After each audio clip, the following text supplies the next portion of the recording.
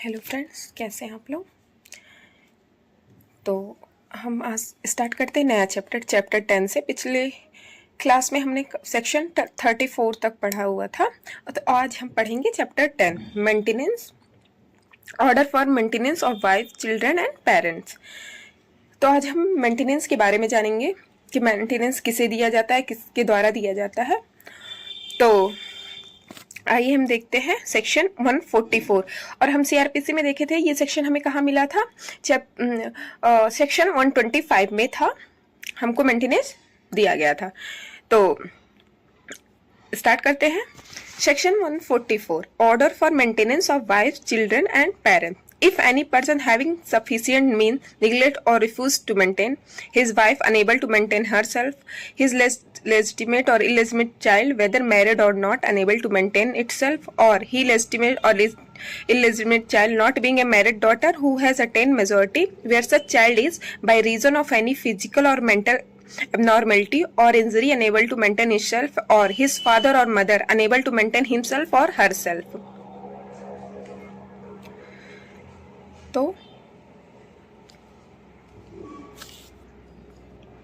क्या क्या दिया हुआ है, एक minute. If any person having sufficient, if any person having sufficient means neglect or refuse maintenance to whom, किसे देगा, his wife unable to maintain herself, अपनी वाइफ को जो अपने मेंटेनेंस करने के लिए अनेबल है, his legitimate और illegitimate चाइल्ड को, लेजिटिमेट चाइल्ड को भी, इलेजिटिमेट चाइल्ड को भी, whether married or not, unable to maintain itself। उसके बाद हिज लेजिटिमेट और इलेजिटिमेट चाइल्ड को not being a married daughter who has attain majority. जब तक अपने लेजिटिमेट और इलेजिटिमेट चाइल्ड को क्या कहते हैं, वो मेंटेनेंस देगा जब तक कि वो मेजॉरिटी मेजर नहीं हो जाते हैं। उसके बाद वह अपने लेजिटिमेट और इलेजिटिमेट चाइल्ड को देगा अटेन मेजॉरिटी के बाद भी, where such by reason of physical और मेंटल एबनॉर्मलिटी, अगर वो बच्चा फिजिकली और मेंटली एबनॉर्मल है या तो उसे मेंटेनेंस दिया जाएगा। और अपने फादर और मदर को अनेबल टू मेंटेन हिमसेल्फ और हरसेल्फ, जो अपने आप को मेंटेन करने के लिए अनेबल है। बाय हुम, किसके द्वारा, any person having sufficient means neglect, refuse to maintenance. फिर इसमें क्या दिया गया है, फिर हम इस सेक्शन को, फिर इसमें प्रोविजो, बहुत सारे प्रोविजो दिए गए हैं, लेकिन हम इंपॉर्टेंट जो भी है सेक्शन में उसको हम पढ़ेंगे। तो wife not entitled to maintenance, wife क्या होगी, इंटाइटल्ड टू मेंटेनेंस नहीं होगी अगर वह living in adultery without any sufficient reason, वह अलग रहती हो, और living separately by mutual consent, या तो वो म्यूचुअल कंसेंट से अलग सेपरेट रहती हो। तो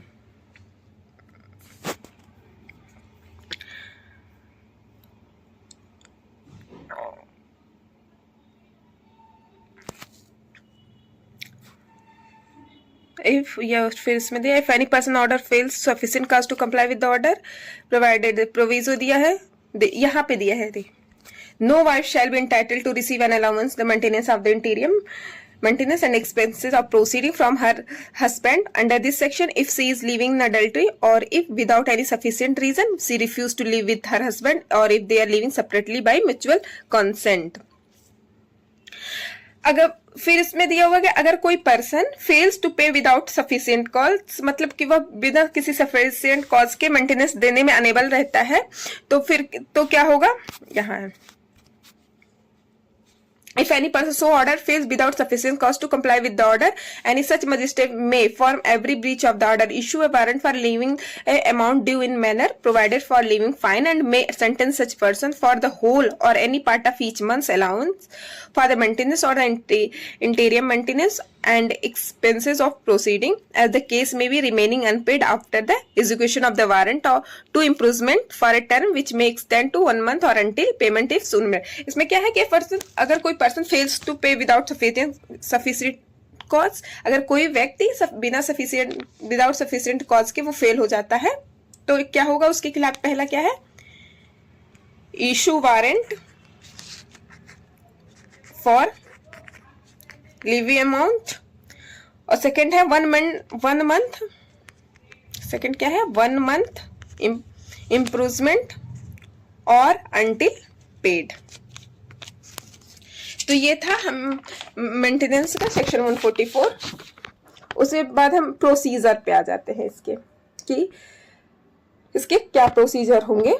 section 145 procedure, proceeding under section 144 may be taken against any person in any district where is or where he or his wife reside, where he last reside with his wife, or as the case may be with the mother of the illegitimate child, or whether his father or mother reside।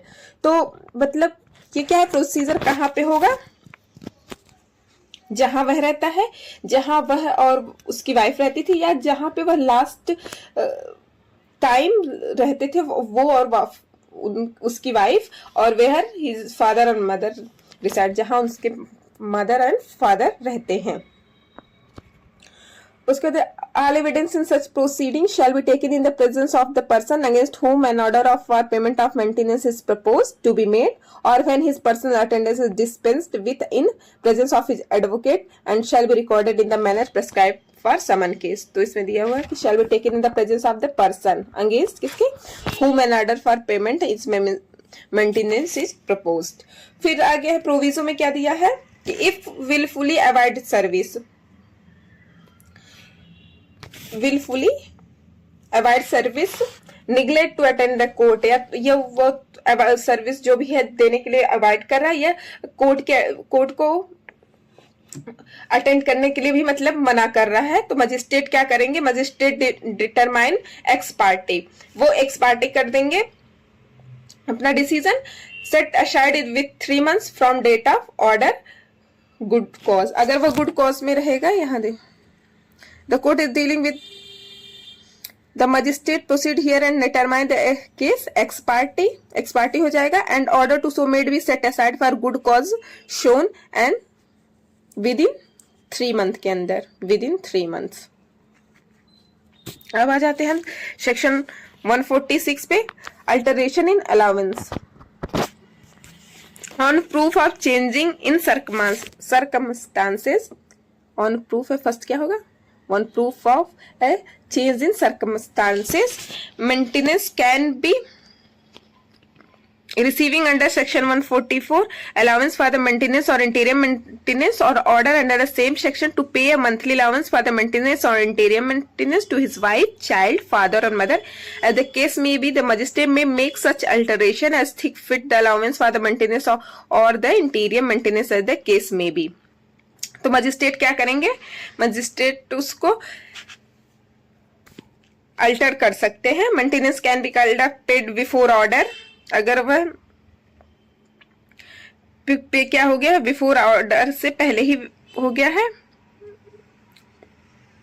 या on decision of competent civil court, decision competent court के decision के time ही हो गया था, या women remarriage कर ली है, या divorce women receive whole sum of maintenance under personal law, या डिवोर्स वुमेन वॉलंटरी सरेंडर, या तो वुमेन वॉलंटरी सरेंडर कर देती है।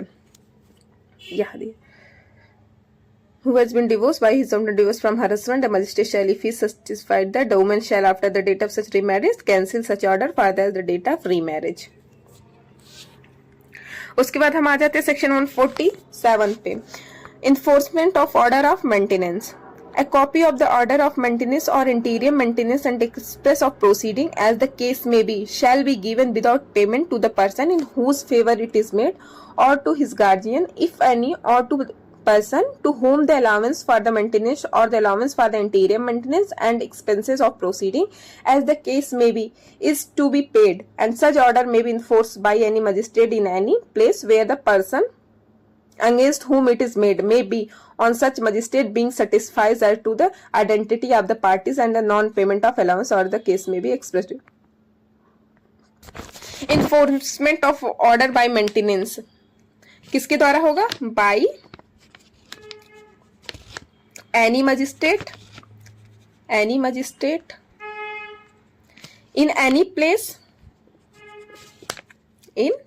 place where person against whom it is made. तो ये था हमारा चैप्टर 10 मेंटेनेंस के रिगार्डिंग। आई होप आपको समझ में आया होगा। अब हम चलते हैं चैप्टर 11 पे, maintenance of public order and tranquility. तो इसमें हम देखते हैं कि इस चैप्टर में क्या क्या दिया गया है। तो ये चैप्टर सेक्शन 148 से लेके 167 तक है और ये चैप्टर 4 पार्ट में है। ये चैप्टर 4 पार्ट में पहला क्या है? Unlawful assemblies. ये सेक्शन 148 से 151 तक।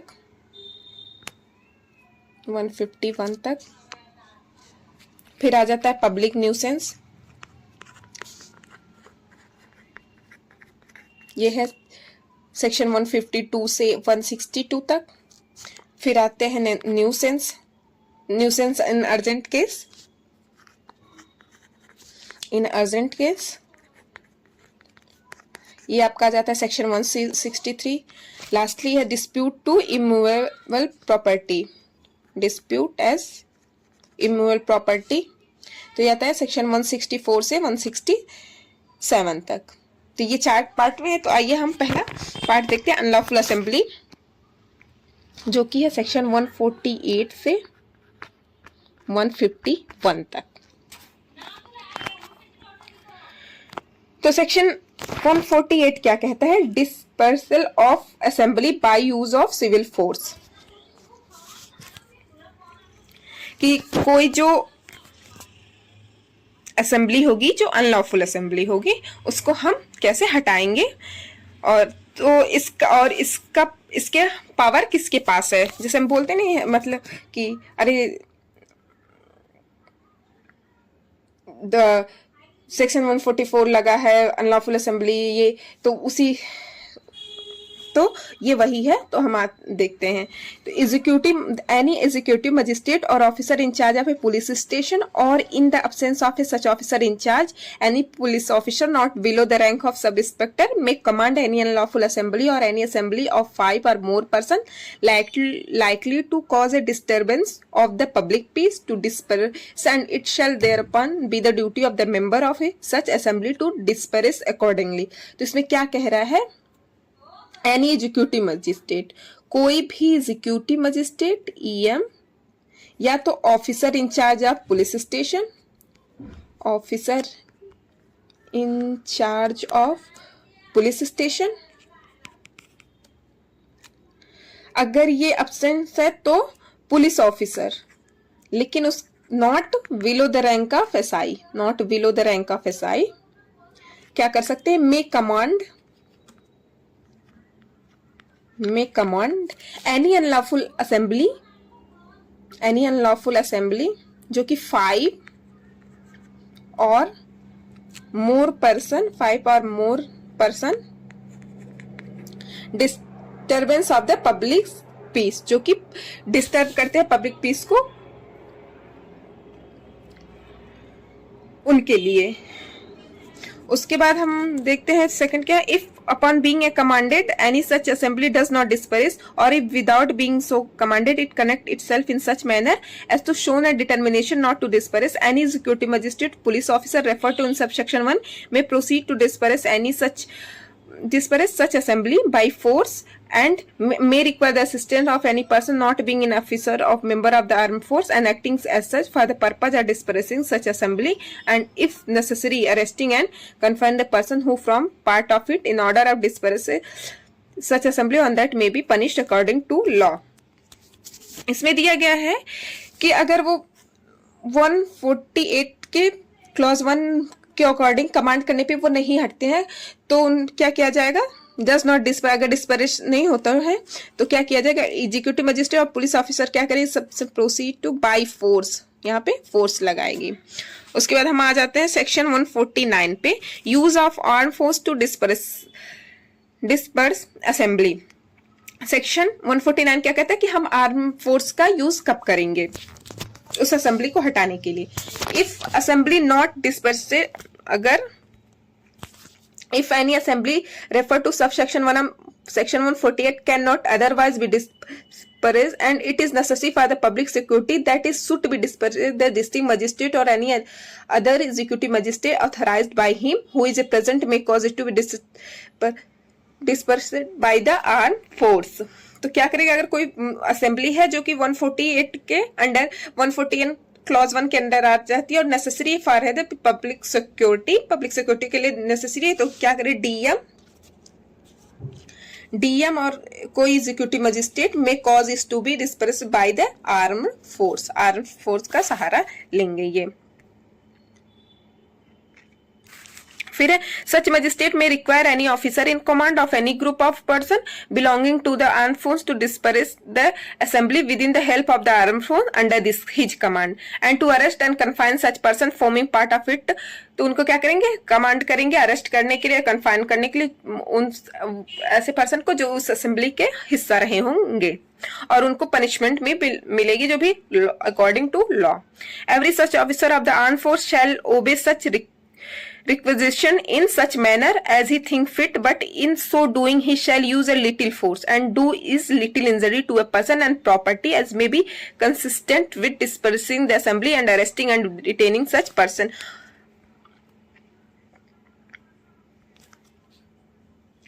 Every such officer armed force shall obey such requisition in such manner think fit, but तो in so doing he shall use little force, ज्यादा फोर्स का यूज वो भी नहीं करेंगे, लिटिल फोर्स का यूज करेंगे कि जो कि छोटी सी कोई भी इंजरी हो पर्सन को और वो वहां से हट जाए, उनको डराने या धमकाने के लिए। फिर हम आ जाते हैं सेक्शन 150, इसमें दिया power of certain arm force officer to disperse assembly.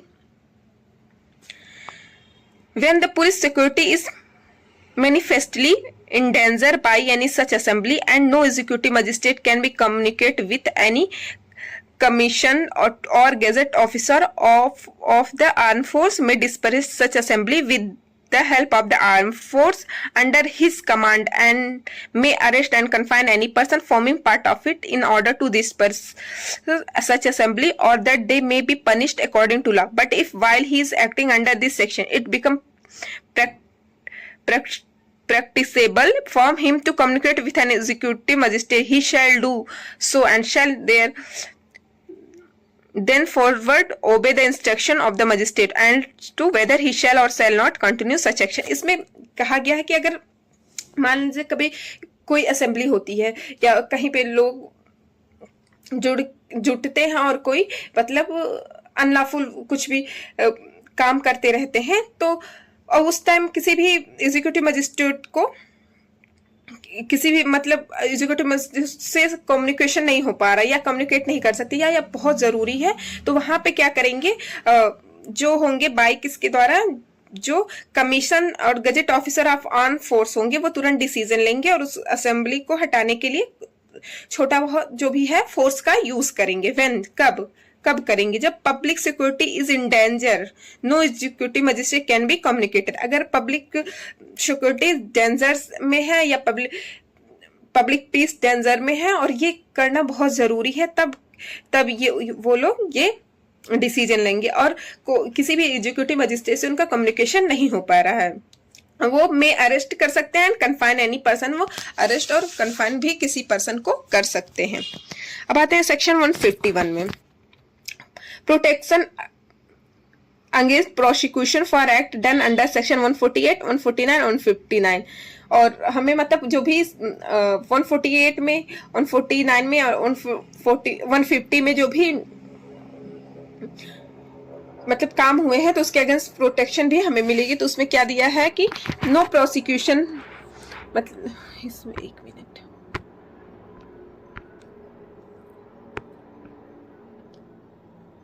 no prosecution against any person for any act purporting to be done under section 148, section 149 और 150 shall be instituted in any criminal court। जो भी forces use होते हैं या हटाने के लिए जो भी काम होती है उन सब के अगेंस्ट किसी भी ऑफिसर्स पे, किसी भी पर्सन पे क्या होता है, क्रिमिनल कोर्ट में केस इंस्टीट्यूट नहीं होगा, except central government with the section of the central government where such person is an officer or member of the armed force, with the section of the central government, with the section of the state government in any other case, या तो फिर state government किसी और भी case में। दूसरा, no executive magistrate or police officer acting under any of the said section in good faith. No executive magistrate or police officer acting under said section in good faith, good faith। No person doing any act in good faith in compliance with requisition under section 140 or section 149। फिर है no officer of the armed force acting under section 150 in good faith। और फिर no member of armed force doing any act in obedience to any order which he was bound to obey shall be deemed to have thereof committed an offense। In this section and in the preceding section of this chapter, the expression armed force means the army, naval and air force operating as land force and include any other armed force of the union so operating। अभी officer किसे कहेंगे? In relation to the armed force means a person commissioned, gazette or in any pay as an officer of the armed force and include a junior commission officer, a warrant officer or a petty officer, a non-commissioned officer and non-gazette officer। और member कौन होगा? In relation to the armed force means a person in the armed force other than an officer। अब हम आ जाते हैं इसके second part में, public nuisance, जो कि सेक्शन 152 से लेके 163 तक है। सेक्शन 152 क्या कहता है? Conditional order for removal of nuisance. whenever a district magistrate or sub-divisional magistrate or any other executive magistrate especially empowered in this behalf of the state government on the receiving the report of a police officer or other information and on taking such evidence as he think fit consider। अगर DM, district magistrate, STM और executive magistrate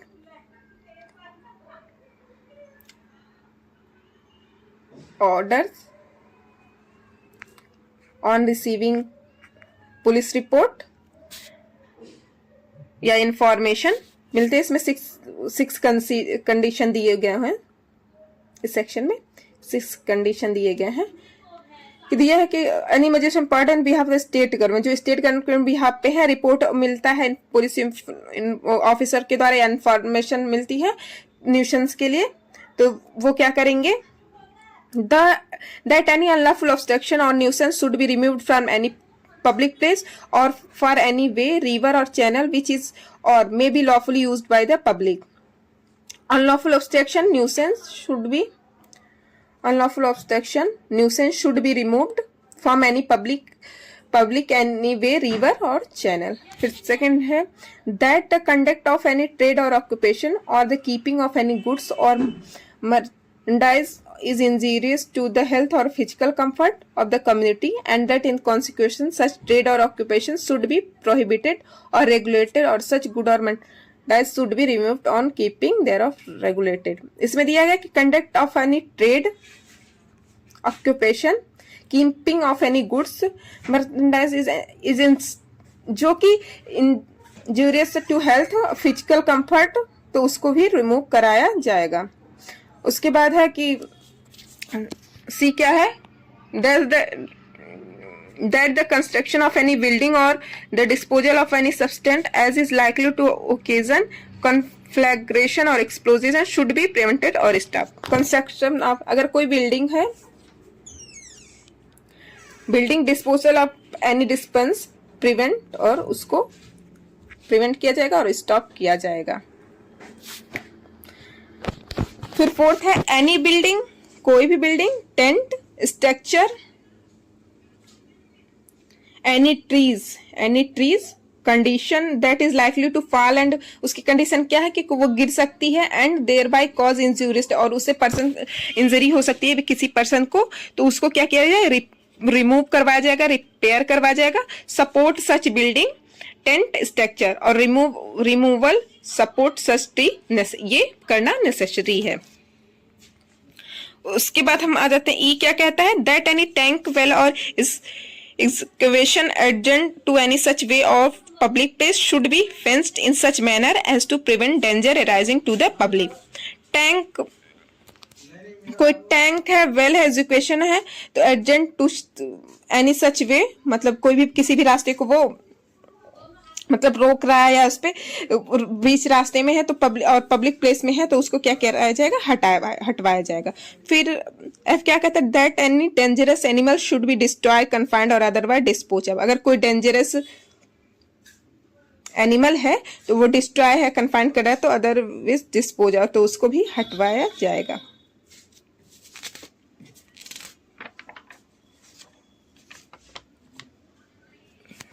उसके बाद क्या, सच magistrate में make a conditional order requiring the person causing such obstruction or nuisance or carrying on such trade or occupation or keeping any such goods on market, roaming, possessing or controlling such building, tent, structure, substance, tank, will और education, वही दिया है कि मतलब उसको क्या करेंगे, remove करवाएंगे. जो भी 6 कंडीशन वहां पे दिए हैं कि क्या क्या कौन कौन सी चीजें अगर रास्ते में है या पब्लिक के लिए इंजरी कॉज कर सकती है तो उन सबको क्या करना है, हटाना है. सेक्शन 153 सर्विस और नोटिफिकेशन ऑफ ऑर्डर. तो सर्विस और नोटिफिकेशन मतलब उसके लिए क्या, मतलब न्यूसेंस हटाने के लिए हम क्या करेंगे, तो इसमें क्या दिया हुआ है, the order shall if practicable be serve on the person against whom it is made in the manner provided for the service. जो कि जो मैनर प्रोवाइड गया है सर्विस ऑफ समन के लिए, वही सेम मैनर यहाँ पे भी न्यूसेंस हटाने के लिए होगा. फिर सेक्शन 154 क्या कहता है, person to whom order is address to obey or show cause. The person against whom such order is made shall perform within the time and the manner specified in the order, the act directed thereby, appear in accordance with such order and show cause against the same, and such appearance or hearing may be permitted through audio video conferencing. इसमें क्या दिया गया है कि जिसके खिलाफ order होता है, जिसके आगे खिलाफ ऑर्डर होगा तो क्या करे, परफॉर्म करेगा विद इन द टाइम, जो भी और उस मैनर में जो प्रेस्क्राइब, जो डायरेक्ट किया गया है और स्पेसिफाइड किया गया है, और appear in accordance with such order, और उसी ऑर्डर के हिसाब से वो अपीयर होगा. Section 155 penalty for failure to comply with section 154. अगर 154 में 154 के अकॉर्डिंग वो वहां पे जो कोर्ट में अपीयर नहीं हो पाता है तो क्या करेंगे हम, उसके खिलाफ क्या होगा, if the person against whom an order is made under section 154 does not perform, वो परफॉर्म नहीं कर पाता है, सच एक्ट और appear and show cause, he shall be liable to the penalty. वह क्या है, लाइबल क्या है, पेनाल्टी के specified in that behalf in section 223 of BNS. जो BNS में 223 में दिया गया है उसके वो क्या होगा, उसके खिलाफ वो लाइबल होगा उस पेनाल्टी के. फिर हम आ जाते हैं सेक्शन 156 पे, procedure where existence of public right is denied. Procedure where existence of public right is denied. तो इसमें क्या दिया, where an order is made under section 154 for the purpose of preventing obstruction, nuisance or danger to the public in the use of any way, river, channel or place, the magistrate the magistrate, यहाँ पे क्या होना है, magistrate shall on the appearance before him of person against whom the order was made question him as to whether he denied, अगर वह क्या करता है, डिनाई करता है जो उसके अगेंस्ट जो भी वो ऑर्डर दिए गए हैं उसके, और उस क्वेश्चन करते हैं मजिस्ट्रेट तो उसको डिनाई करता है the existence of any public right in respect of the way, river, channel or place. If he does so, the magistrate shall before proceeding under section 1 inquiry into the matter. तो magistrate क्या करेंगे, proceeding से पहले वो inquiry करेंगे इस matter में. If in such matter the magistrate find that there is any reliable evidence in support of such denial, he shall stay the proceeding until the matter of existence of such right has been decided by a competent court, and if he find that there is no such evidence, he shall proceed in laid down in section 157. अगर कोई भी evidence मिल जाता है कि उसकी denial approve करने के लिए, मतलब तो वो क्या करेंगे, वो स्टे लगा देंगे प्रोसीडिंग पे और फिर उसको कॉम्पिटेंट वो मतलब देखेंगे, डिसाइड करेंगे. उसके बाद अगर उसके खिलाफ वो एविडेंस जाते हैं तो फिर वो प्रोसीजर 157 के अंदर चलता रहेगा. A person who has on being questioned by the magistrate under subsection 1 failed to deny the existence of public right of the nature therein referred to, or who having made such denial he failed to adduce reliable evidence in support thereof, shall not in the subsequent proceeding be permitted to make any such denial. अगर वो fail हो जाता है एक बार तो फिर उसके पास क्या कहते हैं, कोई रीजन नहीं रह जाएगा, फिर वो दोबारा उस डिनाइल को मतलब कोई और डिनाइल लेके आए. फिर सेक्शन 157 क्या कहता है, procedure where person against whom order is made under section 152 appears to show cause. If the person against whom an order under section 152 is made appear and show cause against the order, the magistrate, यहाँ पे magistrate को ही power है, shall take evidence in the matter as in a summon case. जैसे वो समन case में matter को evidence लेते हैं समन केस में, उसी तरह इस केस में भी लेंगे. This if the magistrate satisfies that the order either as originally made or subject to such modification as he consider necessary is reasonable and proper, the order shall be made absolute without modification or as the case may be with such modification. If the magistrate is not satisfied, अगर वो satisfied नहीं होते, no further proceeding shall be taken in the case, तो कोई भी further proceeding case में नहीं लिया जाएगा. Provided that the proceeding under the section shall be completed as soon as possible, मतलब जितनी जल्दी हो सकेगी उतनी जल्दी proceeding को खत्म किया जाएगा within 90 days.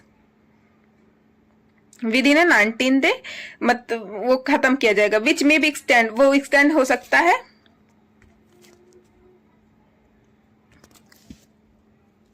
विद इन जितनी जल्दी हो 19 डे के possible, as soon as possible 19 day के अंदर हम इस प्रोसीडिंग को खत्म करना है.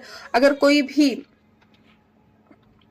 और कारण होगी, रीजन को रिकॉर्ड किया जाएगा तो एक्सटेंड कर सकते हैं हम 120 डेज के लिए. लेकिन इसमें क्या होगा कि रीजन को रिकॉर्ड किया जाएगा, रिजनेबल कारण दिया जाएगा कि हमें इसलिए 130 डेज की जरूरत है. Section 158 power of magistrate to direct local investigation and examination of an expert. The magistrate may, for the purpose of inquiry under section 156 or section 157, direct to a local investigation to made by such person as he think fit or summon and examine an expert. Magistrate क्या करेंगे, किस purpose of an inquiry के purpose से जो section 156 और 157 के हैं under section के हैं, तो उनको डायरेक्ट करेंगे local investigation to be made by such person जिसको वो फिट समझते हैं, और एग्जामिनेशन ऑफ एन एक्सपर्ट. फिर आ जाते हैं सेक्शन 159 पे, power of magistrate to furnish written instruction LTC. Where the magistrate direct a local investigation by any person under section 158, the magistrate may furnish such person with such written instruction as may seem necessary for his guidance. Written instruction देंगे, declare by whom the whole or any part of the necessary expenses of the local investigation shall be paid. Declare by whom the whole or any part of necessary expenses of local investigation shall be paid. The report of such person may be read as evidence in the case. फिर where the magistrate summon examine and expert under section 158 the magistrate may direct by whom the cost of such summoning shall be paid. कि उनको जो भी expert होंगे examination के लिए जो और समन के लिए जो भी वो एक्सपर्ट को वो अलाउ करते हैं तो वो मजिस्ट्रेट क्या करेंगे, डायरेक्ट करेंगे कि उनके जो भी कॉस्ट है वो पे किया जाए. फिर 160 आ जाते हैं. Procedure on order being made absolute on consequences of disobedience. When an order has been made absolute under section 155 or section 157, 155 the magistrate क्या करेंगे, shall give notice of the same to the person against whom order was made. फिर require him to perform the act directed. फिर if disobedience liable under section 223 BNS इसमें दिया गया. उसके बाद second है, if such act is not performed within the fixed time. Act क्या है, परफॉर्म नहीं किया गया है फिक्स टाइम में, the magistrate may cause is to be performed and may recover the cost of performing it either by the sale of any building, goods or other property removed by his order, or by the distress and sale of any other movable property of such person within or without such magistrate local jurisdiction of such other properties without. इसके कहने का मतलब ये है कि अगर performance नहीं हो पाया है टाइम के अंदर, प्रेस्क्राइब टाइम जो भी दिया गया था, जो भी टाइम फिक्स था, तो मजिस्ट्रेट क्या कर सकते हैं, वो उस कॉस्ट को क्या कर सकते हैं, रिकवर कर सकते हैं कि सेल किसी बिल्डिंग के सेल द्वारा, गुड्स के द्वारा और अदर प्रॉपर्टी को रिमूव करके. उसके बाद हम आ जाते हैं सेक्शन 161 पे. ये है इंजेक्शन पेंडिंग इंक्वायरी. तो ये दिया है कि मजिस्ट्रेट क्या करेंगे, अंडर सेक्शन जो ऑर्डर दिया गया अंडर सेक्शन 152 जो ऑर्डर दिया गया टू प्रिवेंट इमीडिएट डेंजर और injury of serious kind of the to the public, prevent immediate danger injury of serious kind to the public, he may issue an injection his made to require prevent करने के लिए वो order देंगे. फिर section 162 क्या कह रहे हैं, मजिस्ट्रेट में prohibit repetition or continuance of public nuisance. A district magistrate or sub-divisional magistrate or any other executive magistrate or deputy commissioner of police empowered by the state government or the district magistrate in this behalf may order any person not to repeat or continue a public nuisance and defined in the Bharatiya Nyaya Sanhita 2023 or any special or local law. तो क्या कह रहे हैं इसमें कि DM, SDM, executive magistrate, EM और deputy commissioner of police क्या कर सकते हैं, ऑर्डर दे सकते हैं कि ये जो न्यूसेंस हुआ है पब्लिक न्यूसेंस वो दोबारा रिपीट ना हो. तो हम लोग का सेकंड पार्ट बी भी कंप्लीट हुआ. तो आज के लिए हम इतना ही रखते हैं और फिर अगली क्लास में हम आगे के सेक्शन को पढ़ेंगे. आई होप आपको समझ में आया होगा और please subscribe and like the video और कमेंट भी जरूर करें.